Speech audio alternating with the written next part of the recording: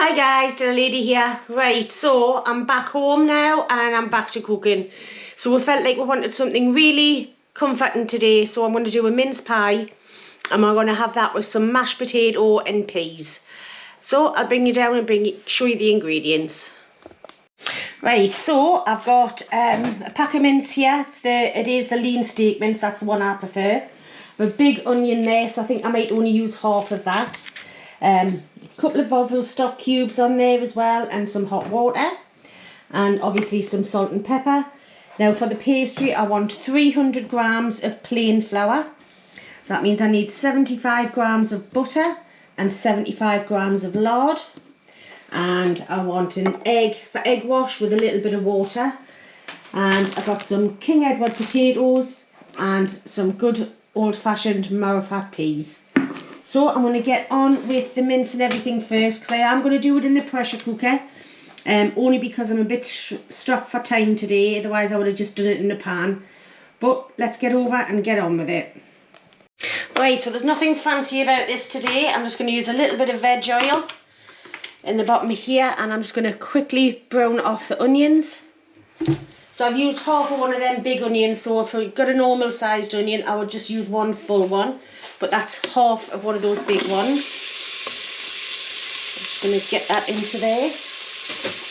I'm going to put a bit of salt in now. That just draws some of the liquid out of the onions and helps them sweat down faster. And a bit of a stir.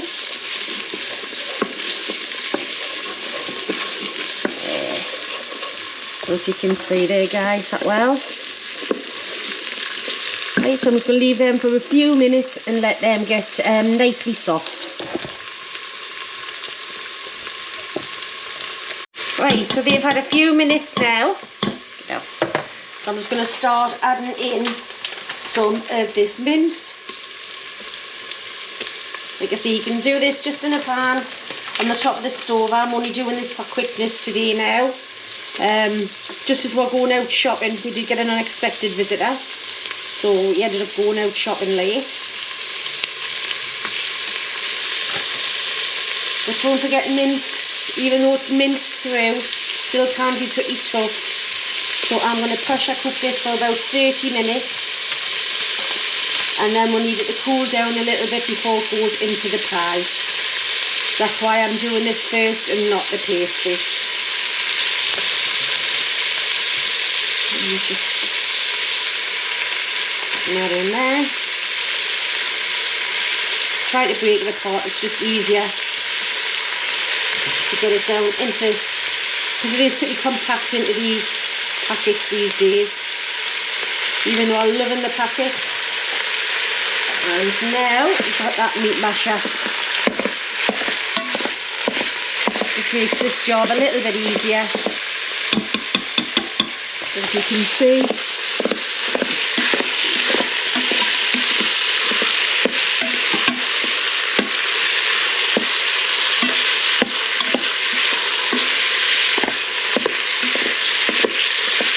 right, so I'm just going to carry on with this until that's all nicely browned.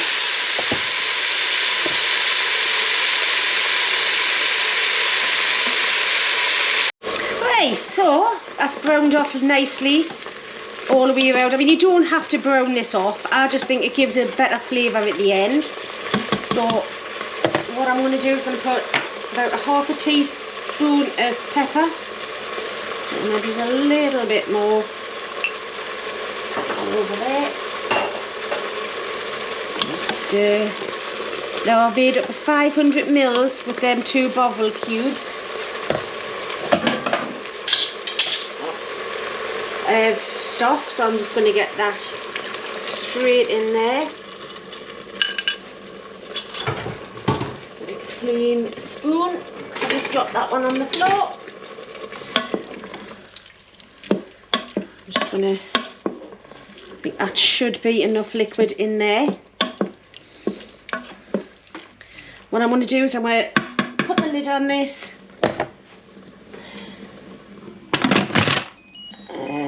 Cancel off that, make sure it's sealed. It is. Pressure cook 30 minutes, Right, now we'll get on with the pastry. Right, so while the meat was browning, I weighed out the ingredients for the short crust pastry. Hey, what am I like?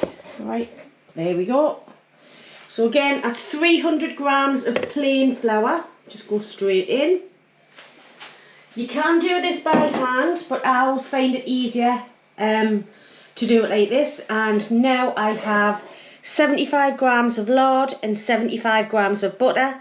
That makes up to 150 grams, which is half the amount of the flour. So that's the half fat to flour ratio. So I'm just going to get that straight in. There, I want a pinch of fine salt. So I'd say about half a teaspoon. Just weigh it out into my hand like that. There we go. Get the lid on. And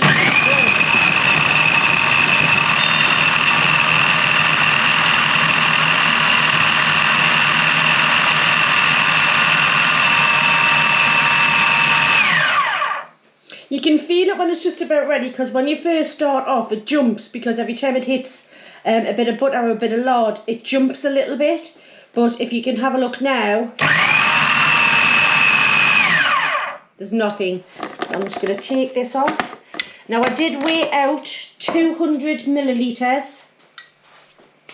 We got 200 millilitres of cold water. I don't think I'll use all of that, but I've got that just in case. I'm just going to turn it on.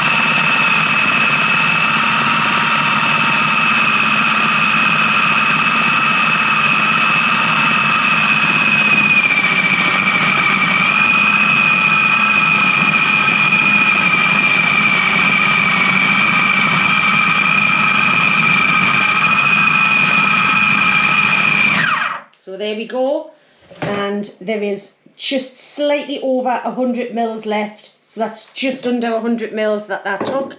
Now I'm going to get this out here, wrap it in cling film and put it in the fridge, and that'll stay in there until the meat's cooked and cooled a little bit, and then we'll come back to you. Right, so that's now come to the end. I'm just going to cancel that off and open the vent. Come right down. Now what I did do is, because I wanted to cool quickly, I put a glass bowl in the freezer, so I'm just going to go and get that.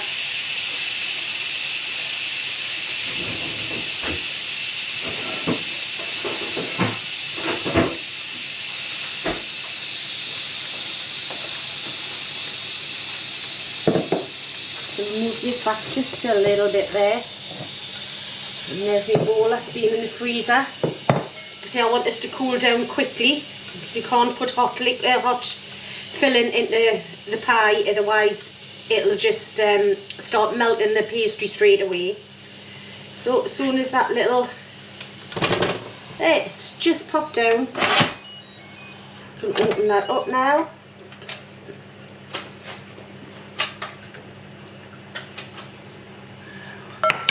On these casoris there is a little bit on there to put the lid. Might be too close to the cabinet. Just turn that round. There you go, you see. There's a little bit of a lip on the back just to put the lid there, so you're not having it all over. I'm just going to have a quick look at this. Right, so the liquid's still a bit liquidy, so what I'm going to do is I'm going to put it back onto saute. We put that back in the freezer just for 5 minutes. I'm going to put it back onto saute. I'll leave it on 20, but I'll only have it on for about 5. And I'll just let that reduce down just a little bit. Right, so I've let that reduce right down. Took about 6-7 minutes. And I've gotten my bowl back out of the freezer. So I'm just going to tip the whole lot into here. I'm not putting it back in the freezer because it is still a bit too hot to go into the freezer anyway, but that should just help that cool down a lot quicker. Just keep moving it about so the colder bits that are at the side. So I'll just keep doing this So you don't want all that steam in your freezer because it'll just start to defrost everything. And that's the last thing that you want to do. So I'm just going to keep coming back every now and again, giving that a stir, get the hot middle bit. In fact, you can, it is that cold on the edges. I might just keep going on like this now. Right, so I'll keep going on like this until it's cool enough, and then we'll make the pie. Right guys, so that's cooling down nicely, and I'm going to sort out the pastry. So I've had this out of the fridge for about 5 minutes just to bring it up a little bit. I've greased and lined this 9" by 1". It's a loose bottom tin, and I also have the oven preheating to 180 fan, and I have a tray in there as well already heating up, so when the pie goes in it'll get heat right from the bottom. So I'm going to take 1/3 of this off for the lid. So I'm just going to take that out there now. Move that to one side. A little bit of flour. Right, I'm just going to try and get it into a rough square with my hands. Just so it's easier to try and keep it in that. A little bit of flour that was on my hands on there. And we'll just start to roll. Get that lid out of the way because I'm guaranteed to push it off the end of the bench. There we go. Turn it over. I've got this set. This is one of the ones with the presets on. I've got this set to 3mm. So I'm just going to keep going until trying to keep it as square as I can until it hits the 3mm, and then that should be perfect. Right, so I've done it down to the 3mm, and I think it's going to fit. If not, it'll be patchwork, and I don't really mind that. So just go over. Yes, there we go. A little bit more this end, I think. And just keep moving it around. Don't be scared of pastry. Just get it right into the bottom bits.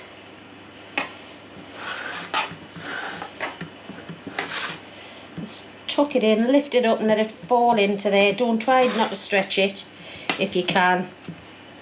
Just lift it up and let it fall in.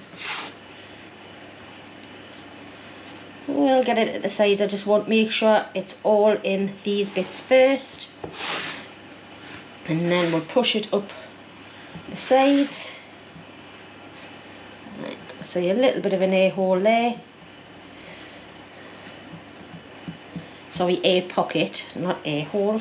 That sounds bad. So I'm just going to take a little bit off here and patch this over here because there's not a lot. There we go, see?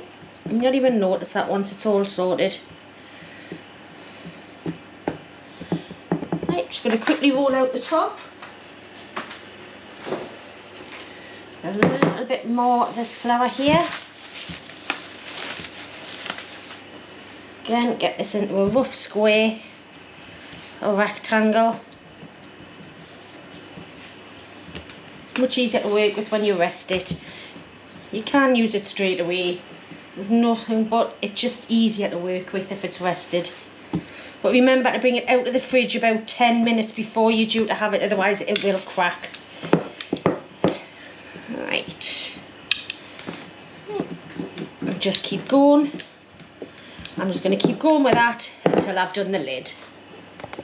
Right, so I didn't have quite enough on here, so I've taken some off the bottom bit and just patched it up there so it fits. I'm just going to roll that over to one side for now. I'm going to get this back and we'll put my filling in. It's not quite cool, but it's nowhere near, oh, spilling it, look at that. Just get that straight in there. No messing.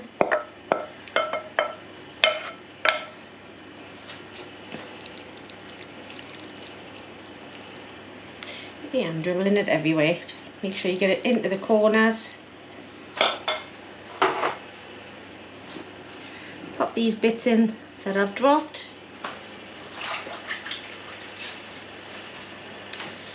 wiping my hands. I've already done that egg for the egg wash. So that's here. I'm just going to put that all the way around.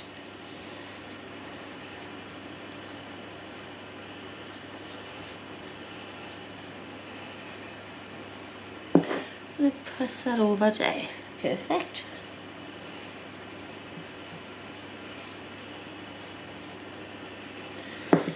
Right. And we'll get one lid over. There we are. Not quite yet. There. Right, so I'm just going to have a go at this and then I'll come back. Right, well I made a right hash of that lid, so I'm just going to turn it over. So it will be enclosed and it will look amazing once it's cooked. Like I say, even if you do have a bit of a problem, don't worry about it. I'm going to turn that over like that. As long as you've got a crust all the way around.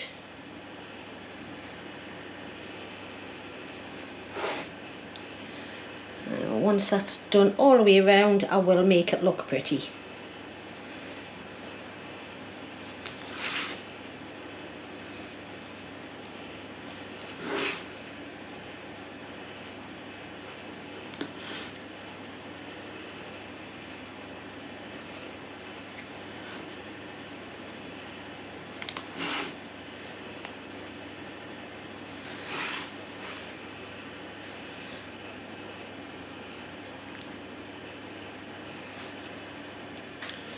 Right, so I'm just going to have a go at making this look pretty and then I'll come back.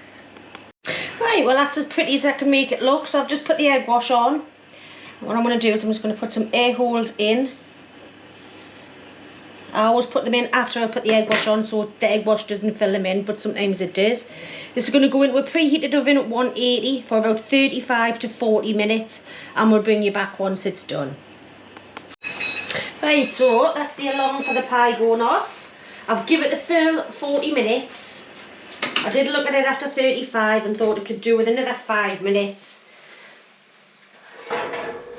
So I'm just getting it out there. It has exploded a little bit on the top, but that's not the end of the world.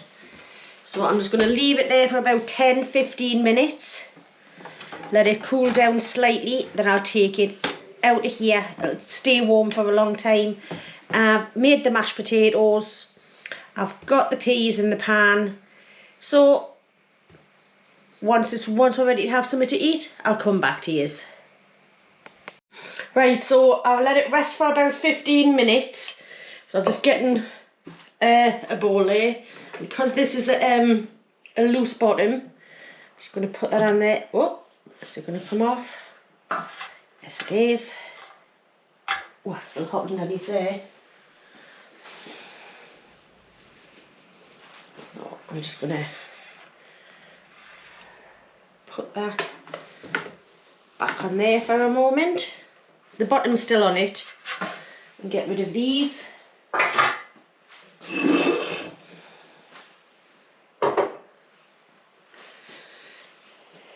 Then I'm just going to leave it for a little bit longer, just to let it settle, and then we'll have some food. Right, so we'll see you in a bit. Right, well, it's food time. So the first thing I want to do is pop a little bit of nice creamy mashed potato on here for Ian, just a little bit more. I've made up some gravy granules, just nice, simple tea, some marifat peas, and then it's the main event.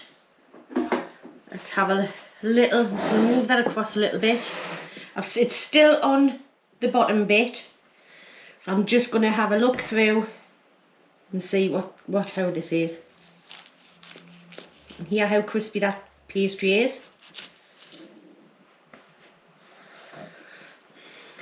Turn it around a little bit. You can see a little bit of the gravy in there. So I think I'll swap to this. Straight underneath. And here we go. Mince and onion pie. Just going to put that to this side here. Move that out of the way. It is coming out a little bit, but that's not the end of the world. You see a little bit of gravy granules. Nice, easy tea. Over the mash and over the peas. Right, so there we go. And I think it's now Ian's turn for taste test. Right, it's triple tea time. We're back. Back from our holidays. Ugh, back to work tomorrow though. Ugh. But anyway, it's nice to have some home cooked food. We've lived out on basically chips, burgers, kebabs and... We had one Turkish meal, didn't we? Yeah, we didn't record it because the family was with me. Yeah, so... but the rest of it, that was only one place. Yeah. The rest of it was just normal, bog standard food, so it was like... We've had a really, really good time, so I would say it's nice to be back, but yeah, could have done with another week. But anyway, without further ado, let me have a go at this pie. You just don't seem to get anything like that over there, do you? Well, obviously you won't. But... they do cater for the masses, don't they? Yeah. See, burgers so and got stuff. This pie.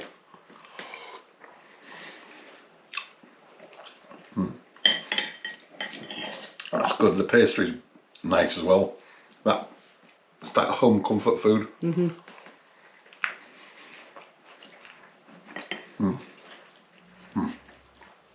That's spot on. After a week of eating foreign food, that's really good. Mashed potato. I'm going to go for the full Monty here.